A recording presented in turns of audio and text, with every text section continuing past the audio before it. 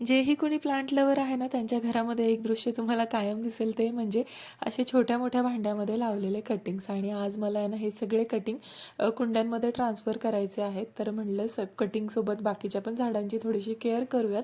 आणि मी फ्लिपकार्टवरून आहे ना आणखीन काही प्लांटर्स मागवलेले आहेत.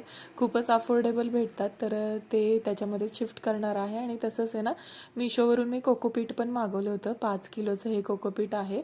मला वाटतं मला 250 रुपयाला का काहीतरी हे पडलं होतं. खूपच कमी प्राईसमध्ये मला भेटलं.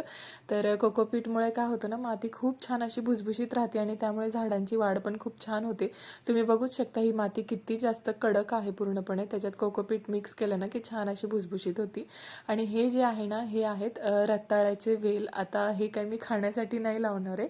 मला त्याचे वेल आहे ना असे मी पाहिलेले आहेत व्हिडिओमध्ये बऱ्याच, की खूप छान असे वाढतात. तर घर सजवण्यासाठीच मी ते लावलेलं आहे. आणि हे जे रबर प्लांट आहे त्याचे रूट्स कुंडीतून बाहेर आले होते, तर त्यामुळे मला कुंडी तोडूनच ते काढावं लागलं, कारण मला हे मोठ्या कुंडीमध्ये शिफ्ट करायचं आहे. ते सगळं करून घेतलं. आणखीन बरीच झाडं मी त्यांची म्हणजे प्रॉपर जे काही कटिंग प्रुनिंग असते ती केली. फायनली हातांची अवस्था अशी झाली. आता शुभला घेऊन थोडंसं खाली जाते, कारण तोही घरात खूप जास्त बोर झालेला आहे. चला तर भेटते उद्याच्या व्हिडिओमध्ये. बाय.